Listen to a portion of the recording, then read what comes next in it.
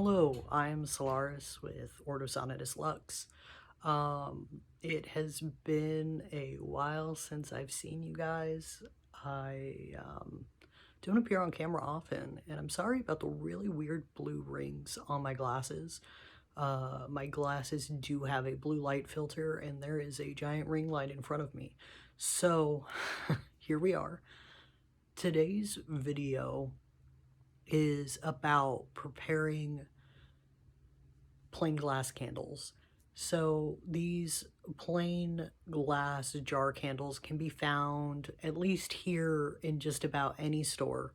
I'm lucky in that I live in a place where there are a lot of plain 7-day colored jar candles all over the place.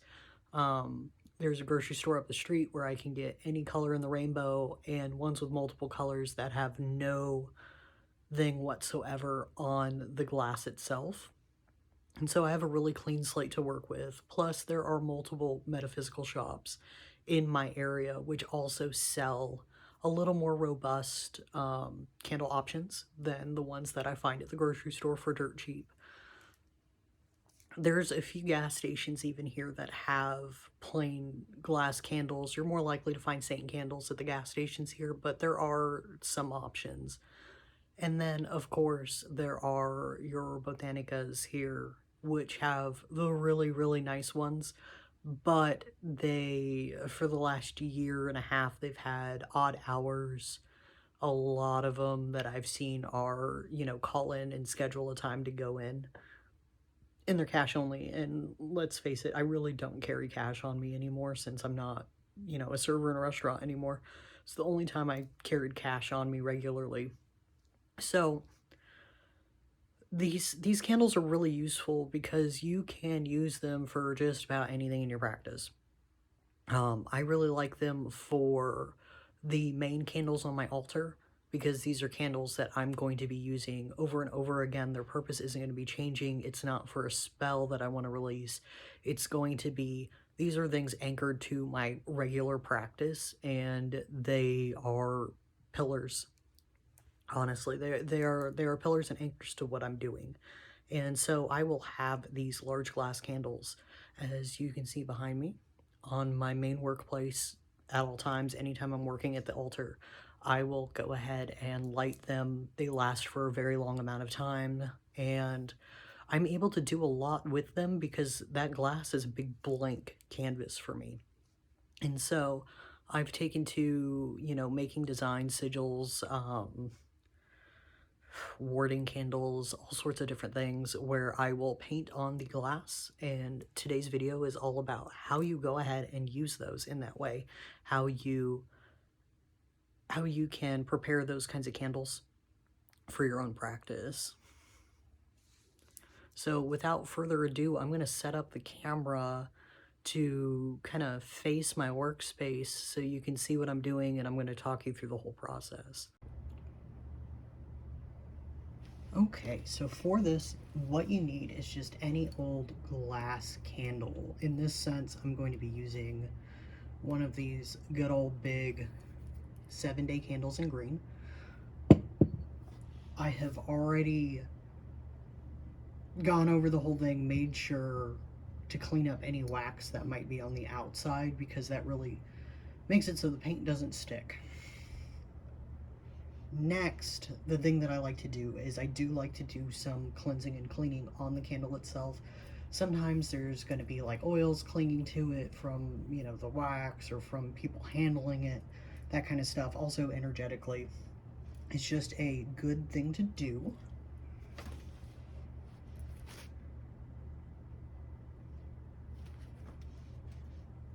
So what I'm going to do is I already have this cleansing spray. I make this stuff all the time. I use it all the time. I use it to freshen up my altar, to freshen up, the items on my altar regularly. And then just any old cloth. I've got this cute little spooky Halloween kind of dish rag thing. It's soft on the other side. And that's just what I'm going to be using to clean the candle today. Just a few spritz. I don't want it super wet. Rub it on there and get this bad boy nice and cleansed and clean and wonderful before we do anything else to it. And I'm sorry some of this is off the screen. I am not yet used to dealing with a camera setup at all. So we've got that all cleaned up now. As you can see, it did take off, well, as you might be able to see, it did take off some stuff from the outside of the glass. And so I can go ahead and move that cleansing spray on out of the way. Stuff is precious to me, I swear. So before you get drawing on your glass candle, you need to decide, okay, so what is this candle going to be for? I have various different candles that I use, which are visible here on my altar setup. You know, I've got my main personal candle, my main practice candle, and I also usually have a shop candle currently on my altar space. As I am able to build more various different altar spaces, I will have different candles that I keep there. They aren't all going to be burning all at the same time, but they're good to have there for when you are working at that specific space. So this green candle, we are going to be making a new shop candle is what I'm working on. This can be any candle that you want to do. But as I was saying before I got so sidetracked, the first thing you need is a design that you're going to be using. You need to know what it is that you're going to be making. And so if it is a design that you've used before, like if it's symbols that you've drawn for your deities, symbols that you've drawn for empowerment of yourself, things that you like reusing, I recommend having a notebook of some sort where you keep all of these things.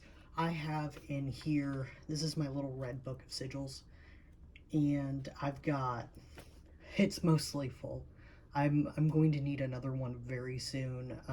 I've just been cataloging various sigils I've been using for the last 2 years in here. And this isn't even all of them. I'm kind of scattered all over the place, but I've tried putting them all in here. This is my reference playbook when I am preparing my candles for my altar spaces, when I am doing, you know, my work to make my personal altar tiles, that kind of thing. I have all of these things set down in a space. So if you've got, you know, the designs that you want to do already, go ahead, draw them out, plan out the space, because the glass surface of the candle is both a lot bigger and a lot smaller than you realize it is. Which sounds silly until you start drawing on a candle.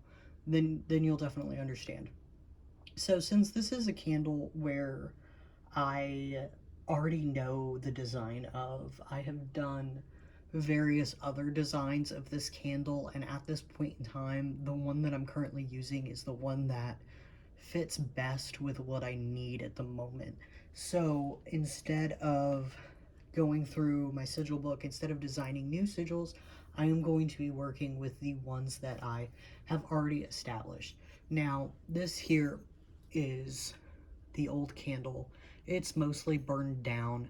I could probably go ahead and burn it another inch safely, but you want to make sure that when you start getting down here to the bottom, that you go ahead and you finish out your candle as you finish them out. You don't burn it all the way to the bottom. You don't want to shatter any glass. Fire safety, all of that stuff. I don't know why I'm putting that over there. I want it over here.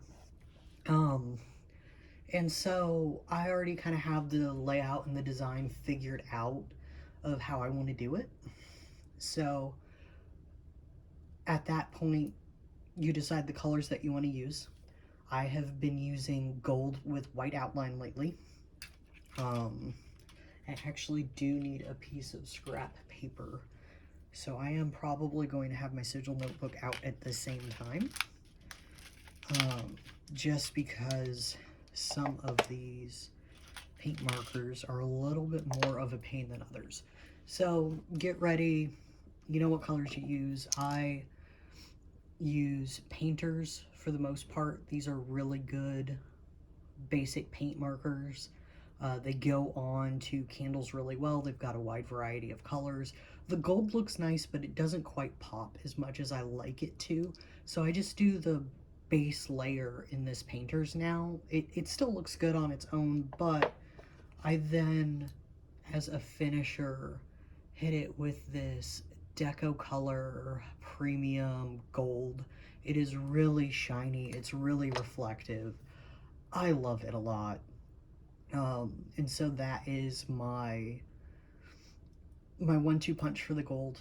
And then for the white, I've got, I don't really know how I feel about this one, but it's another Painters in white. This is a fine tip, which is a pain in the butt, which is why I need the piece of scrap paper, because the white paint gets really clumpy really easily. It gets gummy really easily. You constantly have to prime the tip. You constantly have to clean little bits and boogers off the tip as you're working on the candle. And that can lead to some really weird looking lines. It can lead to some goopiness. The white, when it wants to be crisp, is phenomenal, but it is such a pain in the ass.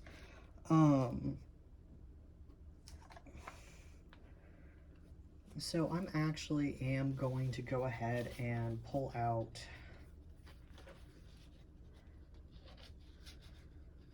my sigil book.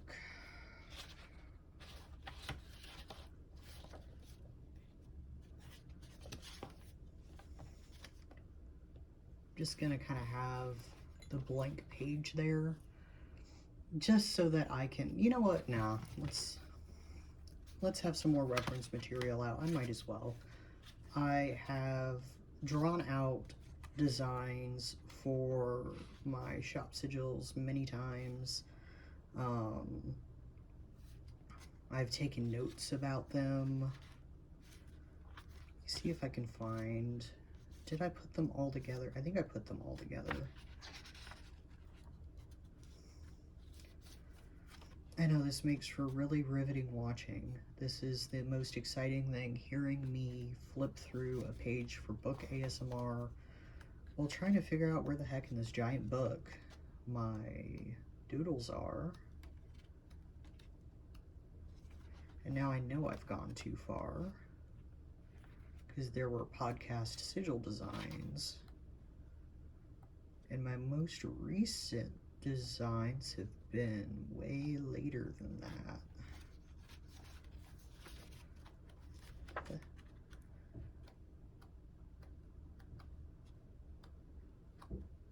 Like, excuse you, where did you go? Well, where are you hiding? Always on camera, right? Okay. And I've used this a few times for priming my pins and everything as well. As you can see, yes, that is a sigil of Boone. Yes, my shop patron is Boone. You might have noticed that Boone has a sigil on a lot of my flyers as well, and that I have a whole little corner of my altar dedicated to him. And so now we've got our designs pulled out. We've got our candle ready to go. This wick is super long. You will want to trim that back. You don't want the flame up here causing damage to the glass more than necessary. You don't want exploding glass, fire safety kits, blah, blah, blah. I might discuss my commentary on different glass candles another time, but this is about dressing your giant glass candles. So I'm gonna go ahead and go in and start, and I'm just gonna be drawing my designs using my lovely little paint markers. And maybe this will be at a really good angle for y'all to watch. Something else I like doing is I like finding where the seams are so that I'm not drawing the main design right over the seam, because it does look a little messed up when you do that.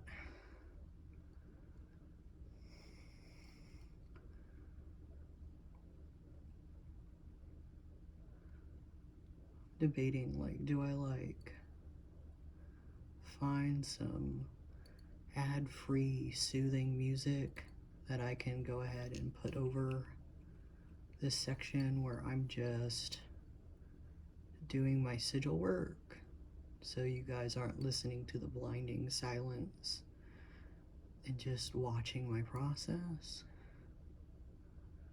Or do I blabber the whole way through and talk about some of the stuff that I am doing while I am doing this? So there's a certain amount of energy work that goes into all things. And I know that it's, for a long time, that side of the work wasn't heavily discussed in books. A lot of people would laugh the energy worker out of the room. But it is such a quintessential part of all parts of practice, and you can really dial in your craft the more you are aware of the energy, how you are using it, how you are moving it around. So for anyone who's a spirit worker, being aware of all of this energy is absolutely essential. Like, you just can't do spirit work without being able to feel, sense, and move around energy. And so that goes with, death work as well. Not all death workers are spirit workers. You can work with the currents of death, but it's most death workers are working with the actual dead themselves. And being able to sense the energy, being able to really get a feel for what's going on in a room is so quintessential. And so I bring up energy work here because a design is a design if all it is a design. I know that was a silly little tongue twister, Alice in Wonderland bullshit, but hear me out. So you can draw a pretty symbol on something, and it will just be a pretty symbol on something until you do something else in order to affect that pretty symbol. Like, not all imagery of the Egyptian gods is inspirited. There's a whole process that is done for that. This, so not all items are vessels for will and energy. And so as I am doing my lines, as I am doing my sigils, I am also visualizing the energy and how I am moving that energy into this candle, and how I am directing it and molding it to be what I want it to be through this symbol that I've encoded, so that it embodies it as I burn this candle.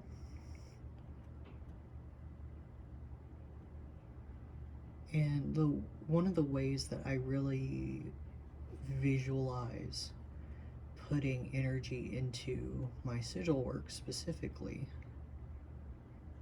is like weaving threads together. I really like the imagery of threads being woven together. Perhaps it's because it harkens to the three fates, where they are spinning the thread and weaving together the life and then severing the thread at the end of life. And so because of that, I really like using that kind of thing for how I'm pushing my energy into the symbols as I put them on the glass. And as you can see here, this main symbol is going a lot further down on the candle than it did on my last one. So the sigil of Boon won't actually fit here at the bottom anymore, which means I'm going to be placing another sigil there or keeping it blank. So I'm probably actually going to end up doing one of my key sigils there. I use keys in just about everything. I have keys programmed for different uses. I have, you know, keys dedicated to various different things. Keys are just an essential part of my craft. And if you've seen my full setup, you will know there's keys everywhere. Absolutely keys everywhere. Now,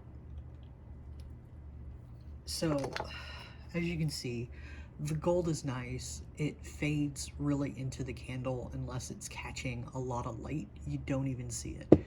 So if it's just sitting there, you'd barely even notice it. That's really good if you don't want people scrutinizing or looking at your sigils a lot. Is you can do, it's kind of hard to see the designs when you do this, but you can do a sigil in the same color as the candle itself on the glass. Now, as you burn down the candle, obviously you're going to end up with the clear glass left behind, and so it'll become visible as it burns down.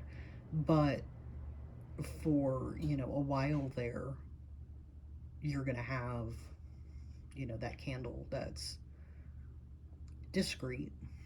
Or, you know, you can just do it on the back and only have the front facing forward, hope no one, you know, turns it around. Or you can even do small sigils on the bottom because no one's going to turn over the candle. Okay, maybe someone will, but the likelihood's a lot less. So something important to keep in mind is sometimes, like, if you get too much paint on the glass at once and it's sitting up, you will get drips.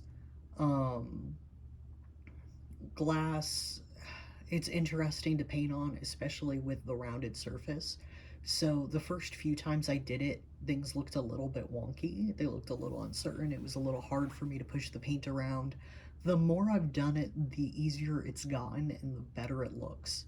Now, how good that looks varies depending on the specific paint pen that I'm using.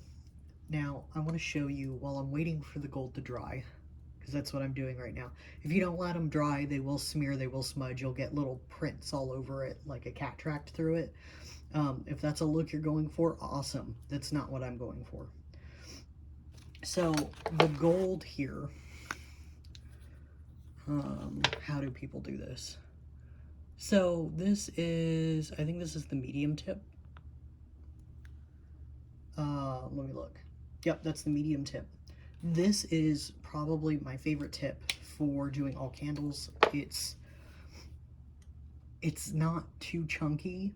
You can't really do super close fine details with it. It does great for bigger designs. However, it's it doesn't get clumpy. It flows really good. It's my favorite tip. I've got, so I recently got this red, and I wasn't thinking about the fact that it was a chisel tip when I got it. And so here's the chisel tip.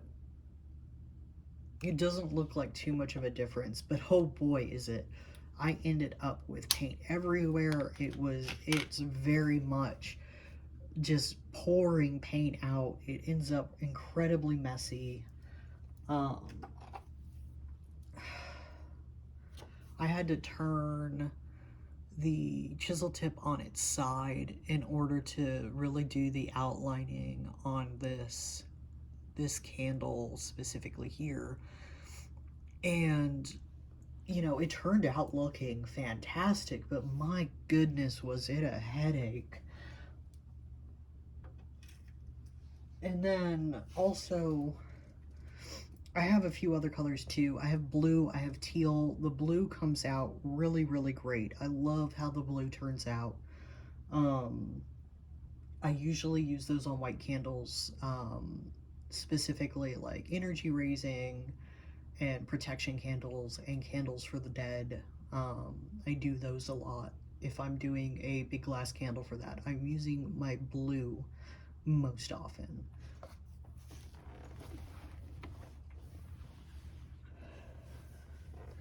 Now, the teal that I got, it's the same exact brand, it's the same medium tip.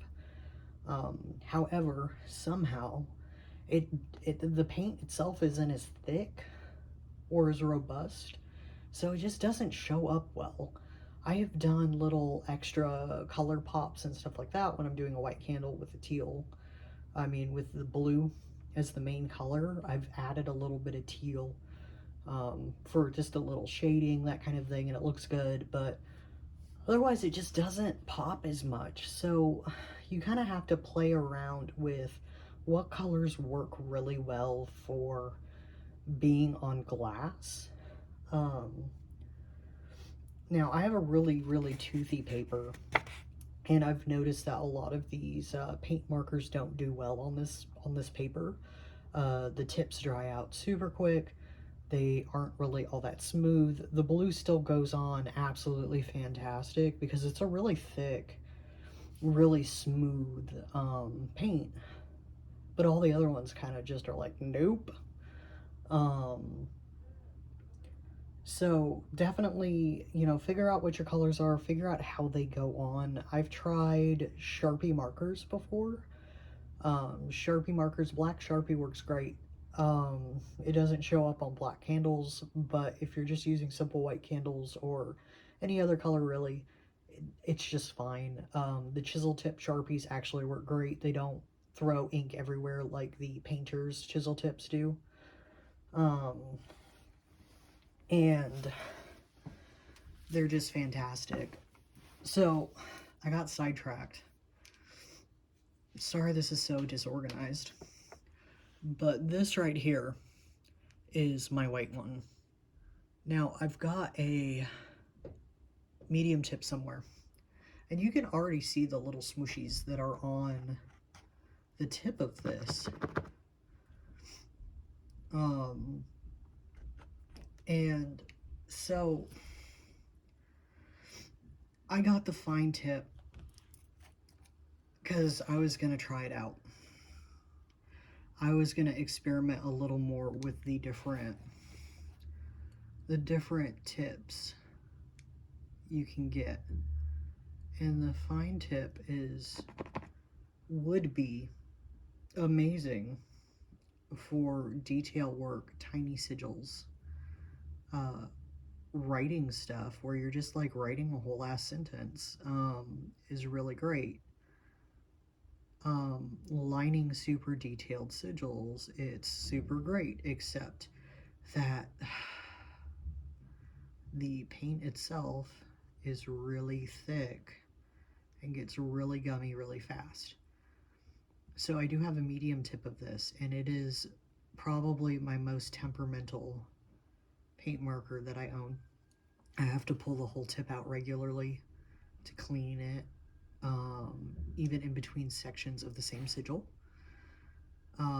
When it's working great, it is so beautiful, but when it's not, it ends up being an absolute nightmare. It makes me want to clean all the paint off of the entire candle and start over again. Now, the first one that I got of the white to try it out was actually one of the giant ones, and I'll have to see maybe, actually I don't know where that is. Oh man, it would just be like weird white streaks, like someone rubbed their hand in chalk and then rubbed it slowly down the chalkboard like some weird ghost art or something. And while that can be really aesthetically pleasing, that is not at all what I was going for. That is not at all what I wanted. I wanted sigils that really popped on a black candle. And I couldn't do any detail. Like, the bigger the tip, the bigger the design has to be. And I know that goes with like all art, really. You aren't going to use like a big chunky crayon in order to draw chainmail. Um, I mean, you can try, but it's going to look completely different. I know someone's going to be like, oh, I've done it before. Well, I mean, I've used charcoal for a lot of weird things that you wouldn't normally use charcoal for. It doesn't mean that it looks the same as, like, someone doing a graphite pencil fine point ultra realistic drawing of chainmail. So, what I'm doing here is I'm just going and outlining the entire sigil using the gold as my kind of guiding point. And something that I'm really doing here is I am kind of fixing and editing the lines as I go too, because I plan on coming back with that top coat. And again, every place on this, I am focusing on the intent of the sigil, of what it's supposed to do, what it means, what burning this candle is supposed to do, how the sigil relates to that operation. And so I am weaving that in again with each layer that I do. And I think that's one of the reasons why, even if it looks really good on your first go, that sometimes it can be really good to go in and do a second coat or a third coat, is because you are layering in that intent again and again. You're working it in more and more. And so you end up with a much stronger result, in my opinion. Now, if you get distracted easily and your mind wanders to something different on each and every layer that you're doing, then, your sigil is going to be all over the place. So you need to be able to, if you can't focus for long amounts of time, then break it up into smaller points, like have smaller sigils and do one at a time, and then take a break, do something else, get up and stretch. One of the reasons why I'm actually pausing is because my altar is low to the ground. And so I am kneeling on one of those flat meditation pillows that I actually got as a present in college in my undergrad. So I don't want to say how long ago that was, but it was a little while ago. And because this is my main working altar. There's a lot of reasons why it's low to the ground. So if I am kneeling here for long amounts of time, which kneeling is the best way to get good reach on my altar, then my legs start to go numb, my knees start to hurt. I am old and cranky and haunted, and so I have been taking pauses to kind of get up off of my legs, where I'm still kneeling, but I'm like up on my knees instead of sitting on my legs, to get the circulation coming back, to readjust, get comfortable again, so that the way my legs are feeling isn't breaking my concentration and isn't disrupting the flow of me really putting everything into my sigils.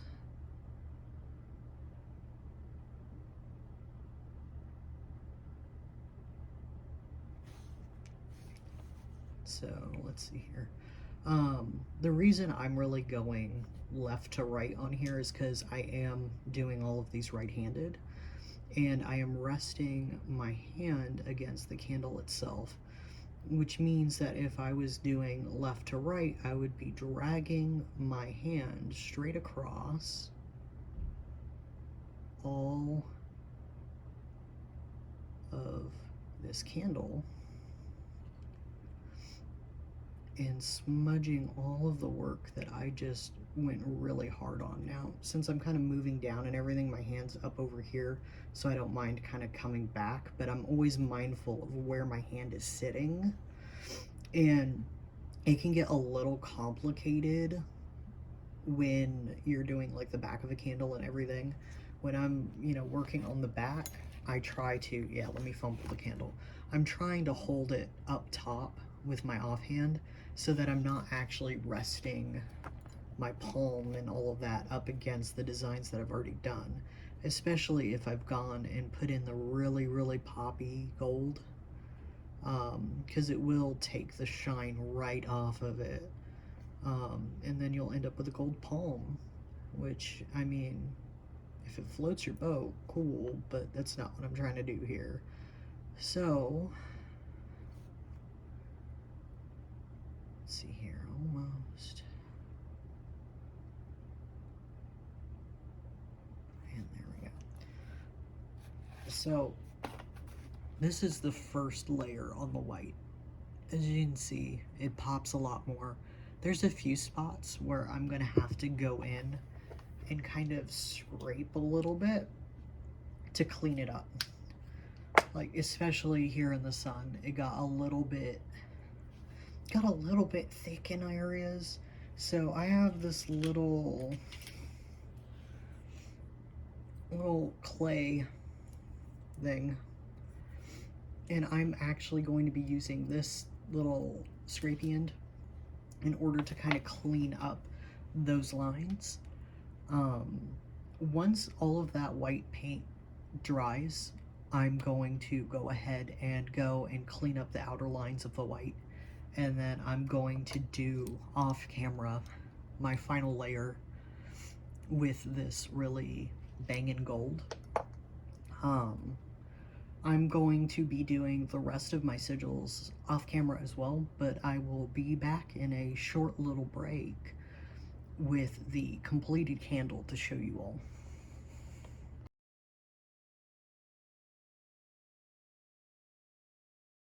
Okay, I have officially completed all of the work on the candle. As you can see here, I have all of my sigils outlined, completed, added on. I decided to go ahead, and since I made the central one I was using so much bigger, I went ahead and made some of the other outlying sigils using that really fine point white paint marker, and that actually works really, really good. I've been experimenting with that. I really do like the gold with the white outline. That's by far my favorite, especially on the blue candles. It looks really, really good on the blue candles. The white sigils themselves look really, really good on the black candles. Um, so I've been really playing around, really seeing, how my associations with the colors, everything that I put into them really, really works with my candles. So now that I've completed this part and I have trimmed the wick, I am going to be finishing up the candle itself, and I dress my candle with oil. Now, since this is a jar candle, I can't just, I could put oil on the outside, but I don't like putting oil on the outside, and just dropping oil in the top means, you're going to set it on fire. So what I do is I take this good old pottery tool that I have, again, and I go ahead and into the top of it, I use the long stick, and I will poke long holes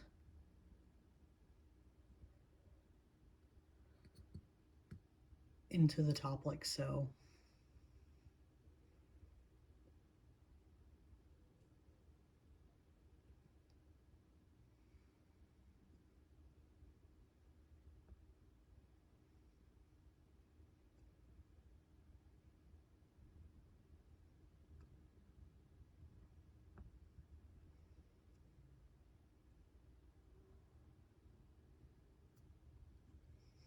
And then once I have made all of my holes, I do 7 specifically since I am working with Boone for this. I then take my lovely little Boone oil that I have, give that a good wake up,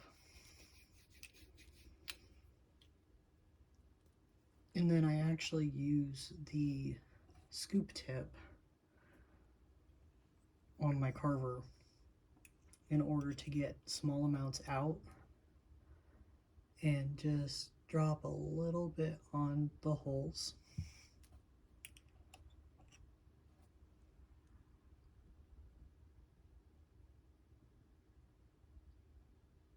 Now, specifically with this candle, I am repeating Boone's in my head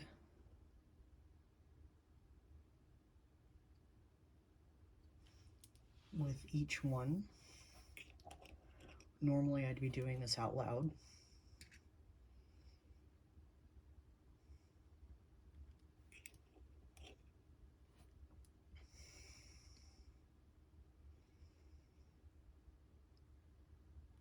And I'm trying to just get it on the hole.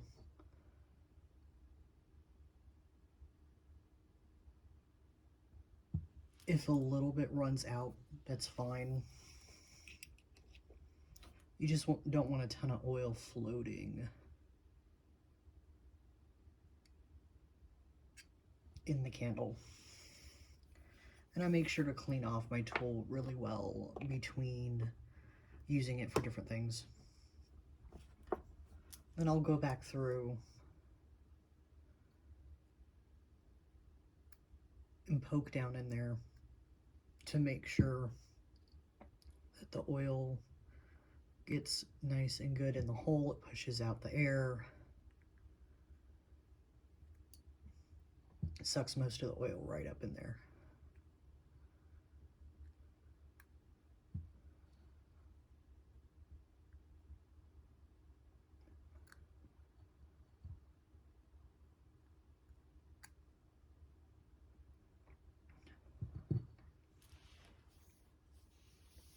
Now, I know some people will dress the top rim of their candles with a whole bunch of stuff. Like they'll put oil there, they'll put a bunch of herbs, all of that kind of stuff.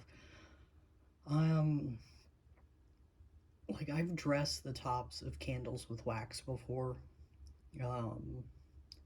And sometimes I will have like a powdered herb that I have mixed in with the wax before I, remelt it down to drip over top. And that I feel like is okay because, yeah, the wax will melt somewhat. It won't really catch fire. Just like loose herbs on there, I'm always worried it's going to catch fire. Or, superheat the glass to the point where it shatters.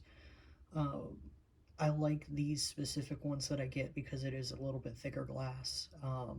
There's some of them out there that have really thin glass.